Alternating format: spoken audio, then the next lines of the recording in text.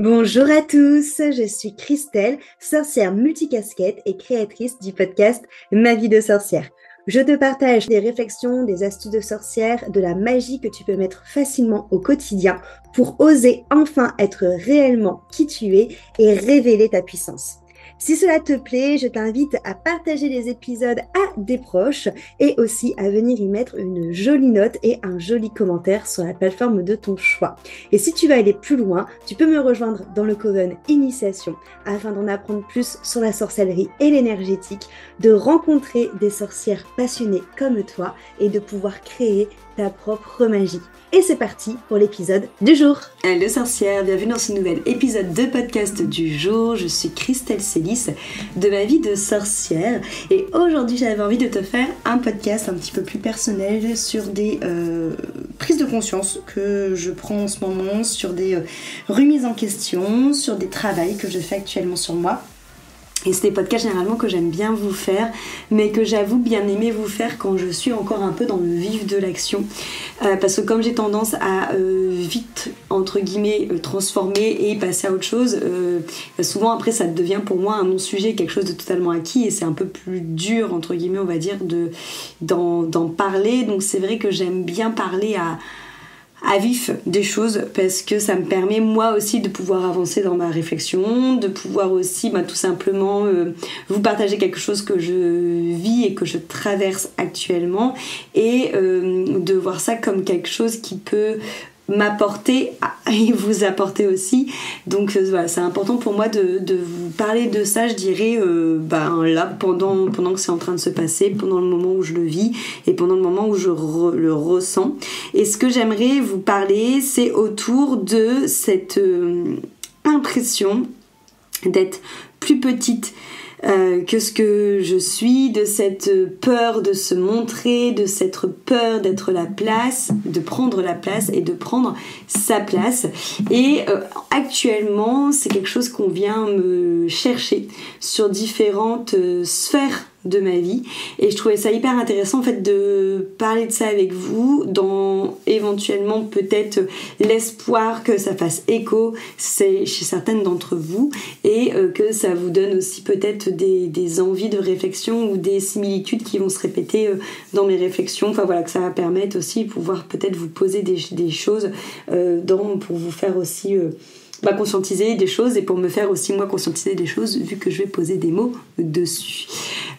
En effet, ça fait longtemps que j'ai cette impression-là. C'est une impression qui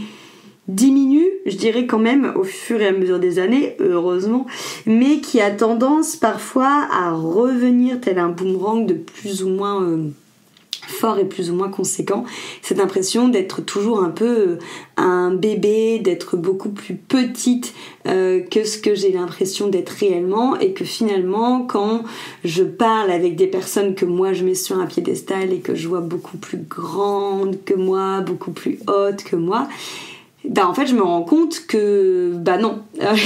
enfin pas que non, mais qu'en fait je suis pas plus petite et je suis pas inférieure, mais je suis souvent au même niveau et qu'il y a vraiment cette part à l'intérieur de moi qui pendant énormément de temps va venir me rabaisser par rapport aux autres, va vraiment me donner cette impression de petitesse et d'enfant et de bébé. C'est vraiment cette sensation que je ressens et de pas me sentir c'est souvent que je dis que je me sens pas adulte, où j'ai l'impression que les personnes autour de moi, même plus jeunes, sont parfois beaucoup plus adultes que moi. Et en fait, que généralement quand je dis ça, mes proches, notamment mes copines, me disent mais n'importe quoi. N'importe quoi, c'est pas parce que t'as pas un enfant que t'es moins adulte avec justement tout ce que t'as entrepris, ça n'a rien à voir, n'importe quoi. Mais j'ai beau avoir cet entourage qui me dit ça, j'ai vraiment du mal moi à me voir en tant qu'adulte et à me voir en tant plus grande. Et c'est même pas plus grande, je pense en fait à me voir réellement telle que je suis, c'est juste que comme je me vois plus petite, en fait il faudrait que je me vois un peu plus grande. Et c'est quelque chose là qui m'a notamment posé défaut ces derniers mois où j'ai été très peinée et très fatiguée émotionnellement et nerveusement, notamment par rapport au Coven, où il y a eu des petits, alors rien de grave sur le papier, franchement absolument rien de grave, c'est des incompréhensions entre vraiment, ça se compte sur les doigts d'une main, les personnes qui sont comment je vais dire, engagées dans ce conflit, je mets des guillemets quand je dis ça, mais c'est vraiment en tout cas quelque chose qui m'a moi énormément touchée, qui m'a demandé beaucoup d'énergie et d'espace mental et d'espace émotionnel pour diverses raisons. Déjà parce que me voyant petite que ce que je suis, j'ai du mal à parfois me positionner et à prendre mon leadership, surtout face à des conflits. Déjà parce que moi-même je n'aime pas le conflit, alors régler le conflit des autres, autant vous dire que du coup bah voilà hein, c'est quelque chose qui me demande beaucoup d'énergie, parce que c'est quelque chose que j'aime pas faire tout simplement, donc ça me demande de vraiment aller puiser dans mes réserves, et aussi le fait que du coup c'est souvent comme la plupart des conflits entre les humains, là je parle de celui-là parce que c'est celui qui m'a pesé pendant plusieurs semaines. C'est souvent des conflits d'ego, mais en règle générale de toute façon hein, souvent les conflits c'est par rapport à de l'ego. Je dis pas que l'ego c'est pas bien, parce qu'il faut qu'on en ait, vous savez que je suis la première à dire que l'ego a énormément de place et qu'il est là pour nous défendre, mais ce que je me rends compte aussi, et c'est ça qui est aussi compliqué pour moi de me positionner, c'est que je me rends compte que généralement les personnes qui sont en conflit autour de moi et qui viennent se déposer, bah en fait c'est des conflits qui rentrent en résonance, c'est-à-dire que, et ça c'est pareil, c'est quelque chose qu'on voit très très souvent, hein, c'est le fameux effet miroir, c'est que généralement ce qu'une personne va reprocher à l'autre personne est exactement la même chose que ce que l'autre personne lui reproche. Donc ça, d'un point de vue extérieur, ça fait quand même, je fais une petite parenthèse dans le podcast, mais ça fait quand même un petit peu sourire, parce que c'est quelque chose qu'on se rend compte tout le temps, et c'est vrai que l'univers ne nous fait que nous montrer ça, en fait, qu'en fait généralement ce qu'on ne supporte pas chez quelqu'un, c'est quelque chose soit que l'on porte à l'intérieur de nous, qu'on n'assume pas, ou soit quelque chose justement qu'on aimerait pouvoir oser faire, parce qu'on sait que c'est ce qui nous empêche peut-être de plus nous aligner, ou ce qui nous empêche peut-être de plus respecter nos limites, et du coup c'est toujours intéressant, petite parenthèse encore une fois, mais quand il y a un conflit, de plutôt observer ce que ça vient réveiller, ce que ça vient trigger, ce que ça vient citronner chez l'autre, et chez soi d'ailleurs, parce que ça rentre souvent en résonance. Là dans ce cas c'était ça. Et du coup, je me suis positionnée par rapport à ce petit conflit. J'ai mis en place des mesures, j'ai mis en place des modérateurs. Encore une fois, sur le papier, c'était rien de grave et de dramatique, mais c'est juste que pour les personnes qui étaient touchées, c'était dans leur émotionnel, parce que ça allait chercher des blessures, donc c'était quelque chose qui était important pour elles, et pour moi ça l'était aussi, parce que c'est des personnes du coup qui sont dans le Coven, et donc à qui je prends soin. C'est le Coven, et le Coven c'est, je vous le dis tout le temps, mais c'est mon bébé. Enfin voilà, s'il y a... Non, c'est pas vrai, j'aime toutes mes prestations, je les aime toutes, mais que ce soit élévation, transmission et initiation, mais le Coven, si je dirais... c'est quelque chose comme tout, j'ai mis vraiment tout mon âme, tout mon être, tout ce qui me représente, et j'aime profondément le Coven, et de voir en fait qu'il y a des personnes qui finalement ont les mêmes blessures, qui finalement ont les mêmes pensées sur l'une et sur l'autre, se déchirer pour des choses qui les blessent, justement l'ego qui est en réaction. C'est quelque chose du coup moi déjà qui m'affecte, parce que je trouve ça vraiment dommage, parce que ça affecte le Coven, et du coup là ça vient vraiment me peiner, et il y a vraiment un esprit aussi un peu de protection du Coven qui se met très, très primitif et très grégaire, hein, qui se met en marche en moi, et j'ai aussi cette part de moi qui fondamentalement ne comprend pas les conflits. C'est pour ça aussi que j'ai du mal avec les conflits, au-delà du fait que je n'aime pas les gérer, parce que ça me demande beaucoup d'énergie et que c'est souvent quelque chose que j'ai du mal à comprendre. C'est aussi que c'est souvent les conflits, comme je le dis, c'est quelque chose souvent que je ne comprends pas. C'est quelque chose que je ne comprends pas, parce que en fait, je vois les correspondances, je vois les miroirs, je comprends qu'il y a des blessures, mais en fait pour moi il y a tellement de manières peut-être de pouvoir relativiser ou passer outre ou gérer ces blessures plutôt que de rentrer en conflit c'est pour ça aussi que j'ai du mal à gérer, c'est qu'en fait les conflits en règle générale je ne les comprends pas, et ça c'est quelque chose que je vais retrouver partout. Là je vous parle de ce qui s'est passé les derniers mois, mais c'est qu'il y a aussi un mécanisme de réaction que je vais avoir en règle générale dans les conflits, même que je vais avoir dans ma vie perso. C'est que soit quand la personne part en conflit, généralement elle part en conflit toute seule face à moi parce que je ne rentre pas dans le conflit, parce qu'en fait il y a comme une sorte de dissociation qui se passe, et je vois la situation du conflit totalement de l'extérieur, et je vois la pièce de théâtre qui est en train de se jouer entre les égos, et du coup j'ai pas envie de rentrer là-dedans, parce que clairement moi ça me fatigue, ça me demande beaucoup d'énergie de rentrer dans ces déferlantes d'ego, et aussi parce que quand moi par contre je sens que je suis agacée, que je rentre en conflit avec quelqu'un, en fait au lieu de rentrer en conflit avec la personne et d'expliquer clairement ce qui m'a agacée, je vais plutôt choisir de rentrer en conflit directement avec moi et d'aller voir pourquoi ça m'a agacée et pourquoi je rentre en réaction, et encore une fois quelle blessure, qu'est-ce que ça vient tendre en moi et pourquoi ça tend. Je vais préférer aller travailler là-dessus, sur le blocage que je vais avoir, sur la peur que je vais avoir, sur ce qui se trigger, que ce soit en énergétique ou en constelle, bref. Ce qui fait que quand on vient me voir pour m'expliquer des conflits, j'ai vraiment du mal, par rapport à tout ce que je viens de vous expliquer comme mécanisme moi personnel que j'ai vraiment du mal en fait à me positionner, parce qu'en fait il y a une part de moi qui clairement ne comprend pas l'intérêt du conflit, qui se dit qu'il y a d'autres manières de faire, qu'il y a d'autres choses plus graves, et qui a encore une fois qui voit les résonances et qui se dit en fait faudrait plutôt travailler là-dessus. Mais ce que je me suis rendu compte aussi, c'est qu'en fait, ok, il y avait tout ce fonctionnement-là de moi qui réagissait comme ça, mais il y avait aussi ma peur d'être plus grande, donc de prendre véritablement ma place, de venir actionner, certains appelleront ça mon leadership, qui rentrait aussi en résonance par rapport à ça. Et ça, je m'en suis rendu compte. Et c'est pour ça que j'ai décidé de travailler là-dessus. De travailler sur cette peur de me positionner, sur cette croyance que je suis petite, et sur cette action de leadership.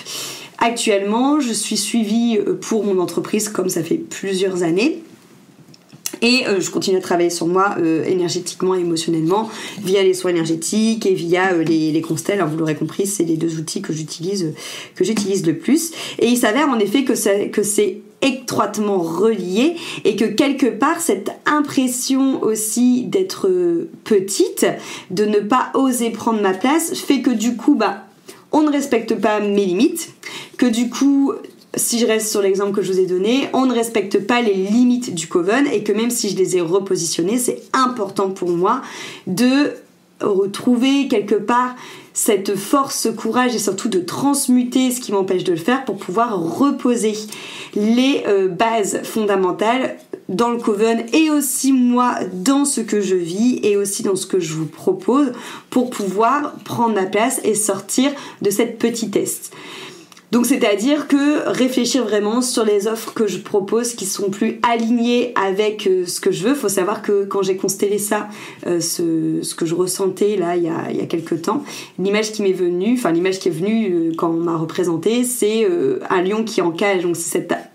le lion, c'est cette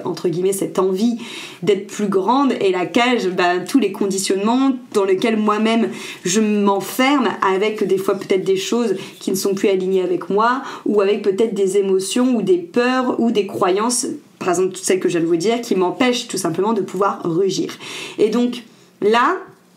en faisant ce podcast, ça me permet de me positionner aussi en vous, ça me permet aussi de pouvoir oser prendre véritablement ma place, et aussi d'arrêter de penser que si je suis plus dans mon leadership, si je suis plus dans cette prise de limite, si je suis plus dans cette notion de prendre ma grandeur, ça va faire de moi quelqu'un de méchante, ça va faire de moi quelqu'un de non tolérante. Et je me répète sans cesse cette phrase que je sais qui est véritablement vraie, qu'à chaque fois que je me le dis, je me dis mais oui c'est vrai, et c'est pour ça qu'il faut que je continue à avancer là-dedans, c'est que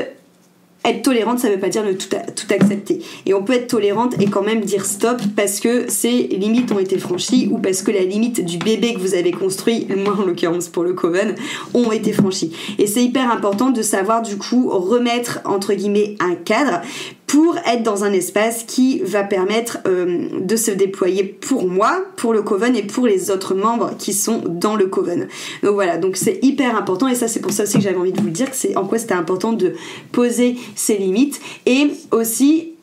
poser ses limites, ça a arrêté d'infantiliser les personnes. Et c'est vrai que, et c'est quelque chose que je rejoins beaucoup dans les soins que je peux vous faire, et c'est pour ça que c'était important aussi pour moi de vous le partager, quand on travaille sur soi, et que du coup, par exemple, comme moi, vous n'aimez pas le conflit de base et que finalement, le fait de travailler sur soi, ça permet de mettre, je dirais, en lumière les blessures, les croyances qui font que du coup, vous avez du mal finalement à prendre votre place parce que vous voyez toujours qu'en fait ça vous fait réagir vous et donc il y a quelque chose en vous à travailler, que ça vient citronner l'autre. Enfin, en fait, c'est comme si qu'on voyait toujours la matrice qui se joue derrière et que du coup on oublie aussi ce côté un peu grégaire de l'humain où des fois il faut juste dire non et poser un cadre et puis point et arrêter quelque part de trouver des excuses et de, comme je dis tout le temps, faire de la branlette mentale en essayant justement d'aller chercher derrière ce qui se passe. Des fois il faut juste savoir mettre un cadre et donc c'est ça justement que je vais faire. Mais ce que je me rends compte aussi, c'est que du coup, cette tendance à vouloir toujours trouver des excuses et à vouloir être compréhensive avec l'autre et à être quelque part trop dans l'acceptation, ça me fait rentrer, et c'est pour ça que j'avais envie de le dire, dans une sorte de maternalisation de l'autre en face de nous, qui n'est pas forcément juste parce que nous, ça nous met dans cette notion de maternante, donc de prendre les responsabilités de l'autre, d'être tout le temps dans l'accompagnement, d'être dans la douceur et donc de pas se positionner par rapport à ses propres limites. Et aussi, ça empêche l'autre, finalement, de, comme je vous l'ai dit, de peut-être gérer aussi son problème comme un adulte et pas justement comme quelqu'un qui viendrait se déposer, entre guillemets, ça va être d'une manière un peu négative ce que je vais dire, mais ce que je voudrais faire une relation avec l'enfant, mais je trouve pas d'autres mots, mais venir déposer ses peines et ce qui lui va pas, comme un enfant irait justement aller voir sa mère pour qu'elle le défende. Et en fait, le fait de savoir mettre ses limites et de plus tomber dans cette maternalisation, ça permet à la fois de venir respecter son énergie et pas tomber dans une énergie émotionnelle et mentale et nerveuse comme j'ai pu avoir depuis ces dernières semaines, et aussi ça permet à l'autre tout simplement de réagir en tant qu'adulte du coup, et que si c'est l'adulte blessé qui réagit avec ses blessures, finalement se dire en fait c'est ok, c'est que c'est un processus. Et c'est ça aussi que je me suis rendu compte et que j'ai eu un peu une sorte de flash là ces derniers jours, c'est de se rendre compte que ce soit pour les personnes qui sont dans cette situation de conflit, que ce soit pour moi, que ce soit pour les personnes qui vous entourent, qui viennent vous voir pour avoir une écoute ou pour que vous les défendiez ou pour je ne sais quelle raison, c'est que ça vient tous nous chercher dans une dimension qui nous appelle finalement à évoluer, qui nous appelle finalement à nous transformer, qui nous appelle finalement à passer une sorte de step. Par exemple, si vous êtes dans mon cas à moi, donc dans celle qui se retrouve à faire la médiation et qui n'aime pas les conflits et que ça demande beaucoup d'énergie, badabidababou, vous avez compris du coup par rapport à ce que moi je mets en lumière là. Après, on est toutes différentes, donc c'est pas forcément une généralité, mais en tout cas pour moi, ça m'appelle à justement oser me confronter à cette notion de savoir me positionner, oser dire stop, oser dire quelque part non, les règles c'est ça, et voilà, aujourd'hui je vous materne plus, et du coup ça sera à vous de régler entre guillemets ces blessures de manière, encore une fois je mets des guillemets, mais adulte, donc en prenant la responsabilité de vos propres blessures et de ce que ça attise chez vous. Mais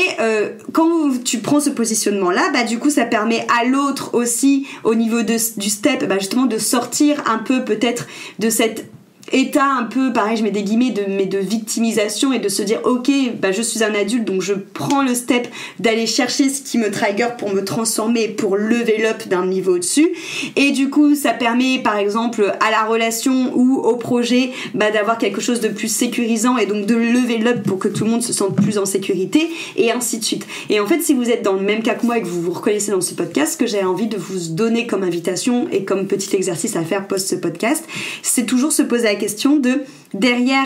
cette étape que je suis en train de vivre, derrière un peu cette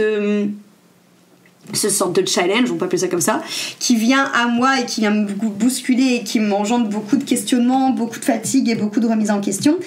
Qu'est-ce que ça vient me chercher dans mon évolution? Pourquoi est-ce que c'est là et pourquoi est-ce que je dois évoluer face à ça en fait? Comment est-ce que je dois évoluer face à ça? Comment est-ce que ça vient me chercher pour que je puisse grandir? Et donc, après, c'est l'effet des dominos. Et forcément, si ça commence par toi, ça va avoir de l'impact sur les autres qui prennent le tournant ou pas. Après, chacun,